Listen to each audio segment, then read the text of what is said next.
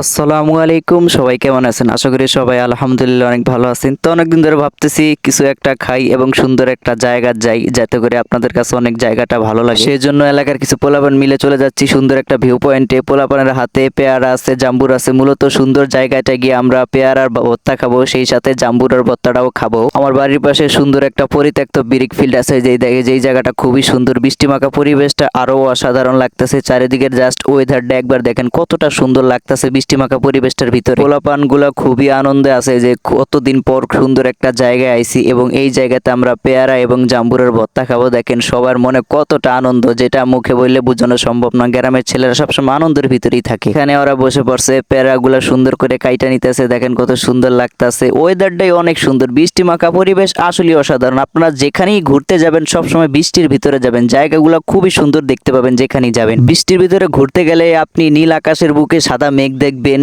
খুব নিচে দেখবেন মেঘ, এবং চারিদিকের সব গাছপালার কালার থাকবে একদম গাঢ় সবুজ, মানে অসাধারণ বৃষ্টি মাখা পরিবেশের ভিতরে যেই কোনো জায়গা। এর ভিতরে ওরা পেয়ারাগুলা কাইটে নিছে, সাথে আচার আছে, লবণ মরিচ সরিষার তেল সবকিছু এক এক করে দিয়ে দিতেছে, মানে খুবই সুন্দর লাগতেছে। আমার এখনই লোল আইসা পড়ছে। এত সুন্দর করে গ্রামের বিভিন্ন ব্লগ তৈরি করি কেন জানি না, আমার ভিডিওতে তেমন কোনো ভিউজ হয় না, সেটা আল্লাহই ভালো জানে। তো যাই হোক, এর ভিতরে বানানি কমপ্লিট, কত সুন্দর লাগতেছে একবার দেখেন। সবাই মিলে খাওয়ার জন্য প্রস্তুত হয়ে আছে, সবার মনে খুবই আনন্দ, যেটা বলে বোঝানো সম্ভব না। দেখেন কত সুন্দর একটা মাখা হয়েছে লবণ মরিচ দিয়ে, আচার দিয়ে। এটা আপনারা বাড়িতে ট্রাই করে দেখতে পারেন, খুবই মজা পাবেন। এটা খেতেও অনেক মজা, খুবই অসাধারণ হয়েছে বানানিটা। অনেক স্বপ্ন নিয়ে একটা ইউটিউব চ্যানেল খুলছি, একের পর এক গ্রামের বিভিন্ন ব্লগ আপলোড দিয়ে যাইতেছি, কিন্তু কোনো ভিউজ হইতেছে না। আপনারা চাইলে আমার চ্যানেলটা থেকে ঘুরে আসতে পারেন এবং আমার সেই ব্লগগুলো দেখতে পারেন, কেমন হয়েছে সেটাও কিন্তু কমেন্ট করে জানাতে পারেন। এখন আমি একটু ছোট ইউটিউবার, এই জন্য হয়তো কেউর কাছে আমার ভিডিওগুলো পৌঁছায় না বা কেউ আমার ভিডিওগুলো দেখে না। ইনশাল্লাহ একদিন বড় একটা ইউটিউবারে রূপান্তরিত হব।